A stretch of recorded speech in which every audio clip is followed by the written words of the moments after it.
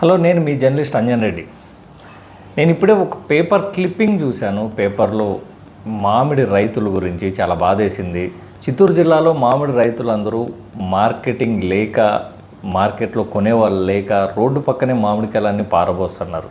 మామిడికాయ దాదాపు కొన్ని వేల టన్నులు చిత్తూరు జిల్లాలోనూ సరౌండింగ్ పరిసర ప్రాంతాల్లో అందరూ తెచ్చి మార్కెట్కి తీసుకోలేక కేజీ ₹3, ₹4 ఇట్లా దళారులు కొంటున్నారు. ₹3, ₹4కి కనీసం ట్రాన్స్పోర్ట్ ఛార్జీలు కూడా మిగలట్లేదు. అందుకనేసి రైతులు చాలామంది తోటల్లోనే వదిలేశారు, దాన్ని కోయడం లేదు, మామిడికాయలు కోయకోకుండా వదిలేశారు. ఇదే కాకుండా చిత్తూరు జిల్లా చుట్టుపక్కల కర్ణాటక ప్రాంతం నుంచి కూడా చిత్తూరు జిల్లాకు రావడం, భారీ ఎత్తున మామిడికాయలు రోడ్లు పాలు చేశారు. మీరు చూడొచ్చు, నా వీడియోలో ఈ ఫోటో కూడా మీకు చూపిస్తున్నాను. చాలా దారుణం. ప్రభుత్వాలు ఉపాధి కల్పిస్తున్నామని పేరుతోటి చాలా కంపెనీలు చేస్తుంటాయి. సాఫ్ట్వేర్ కంపెనీలు కావచ్చు, మ్యానుఫ్యాక్చరింగ్ కంపెనీలు కావచ్చు.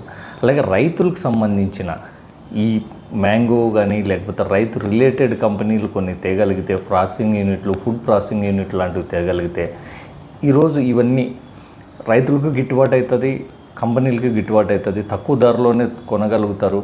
పల్ప్ తయారు చేసి పల్ప్తో రకరకాల జ్యూసులు చేయొచ్చు, లేకపోతే క్యాండీస్ చేయొచ్చు, రకరకాల ఎక్స్పోర్ట్స్ చేయొచ్చు.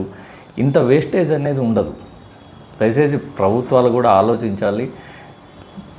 రైతుకు సంబంధించిన ఫుడ్ ప్రాసెసింగ్ యూనిట్ల మీద కాన్సన్ట్రేట్ చేస్తే ఎంతో కొంత ఈ సంవత్సరం కాకపోయినా వచ్చే సంవత్సరానికైనా కూడా రైతులను ఆదుకున్న వాళ్ళు అవుతారు.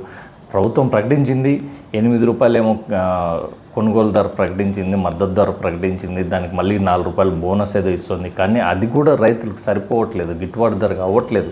అంటే 8, 4, ₹12. కానీ తోటల నుంచి ట్రాన్స్పోర్ట్ కానీ, కూలీల ఖర్చు కానీ వీటికే సరిపోవట్లేదు. కాబట్టి ప్రభుత్వాలు ఆ దిశగా ఆలోచిస్తాయనుకుంటున్నా.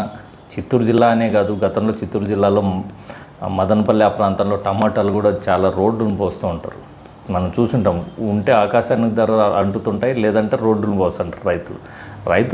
మామిడి అలా కాదు, సంవత్సరానికి ఒక్కసారే వస్తుంది పంట.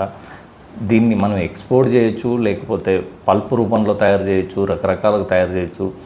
గవర్నమెంట్ కానీ, చిత్తూరు జిల్లా అంటే ముఖ్యమంత్రి గారికి సొంత జిల్లా, ఆ విధంగా ఆలోచించి ఫుడ్ ప్రాసెసింగ్ యూనిట్లు కింద స్టార్ట్ చేయగలిగితే చాలా బెనిఫిట్ అవుతుంది. రైతులను ఆదుకున్న వాళ్ళు అవుతారు. Thank you very much.